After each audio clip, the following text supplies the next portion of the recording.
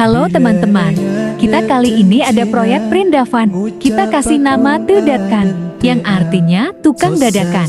Wes lanjut manah pakde. Pada awalnya, Mesir dan Mesopotamia pada milenium ketiga sebelum Masehi, meja digunakan sebagai tempat menyimpan barang dari lantai atau menjadi tempat untuk mengangkat barang dari lantai. Meja dibuat dari batu, kayu, atau bisa juga dibuat dari keramik. Meja tidak dianggap sebagai barang utama untuk furniture di rumah atau istana. Namun, meja seringkali penting untuk meletakkan persembahan dalam pengorbanan, atau biasa yang disebut dengan altar. Pada milenium kedua dan ke-1 sebelum Masehi, meja mulai lebih banyak muncul pada relief istana. Saat itu, meja mulai menggantikan dudukan sebagai sesuatu yang dapat menampung barang saat seseorang duduk. Bahan yang dipakai untuk meja di tahun ini terbuat dari logam.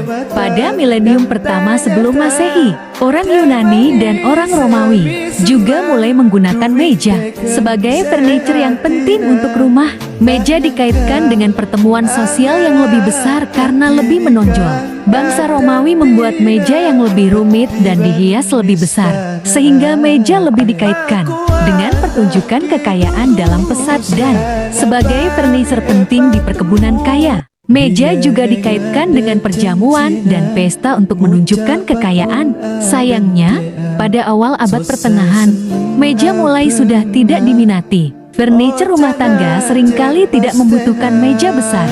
Namun, kelas atau individu kaya mulai membuat meja panjang yang dapat ditempati untuk semua tamu. Pada periode Renaissance sekitar abad ke-14 hingga abad ke-17, minat terhadap hal klasik kembali muncul. Meja merupakan salah satu dari sekian banyak jenis barang dan furniture yang dibuat dengan gaya Romawi atau Yunani. Desain yang sangat rumit ditemukan di rumah-rumah orang kaya pada periode Romawi, mulai ditiru dan direproduksi.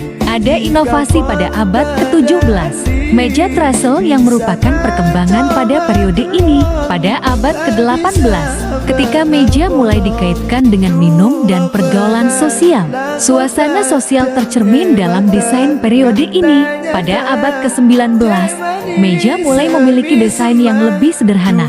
Hal ini seiring dengan meningkatnya produksi massal yang mengarah pada kecepatan produksi meja.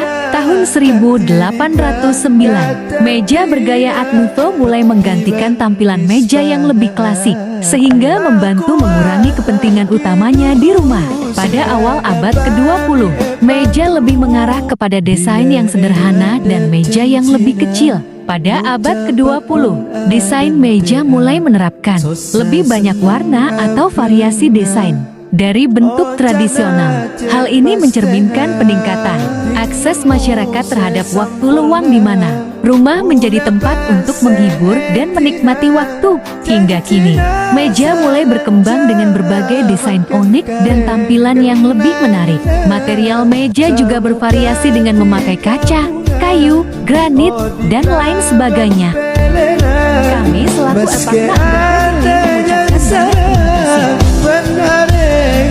Epakna bulan resna kadiri jika pon pada andi bisa nak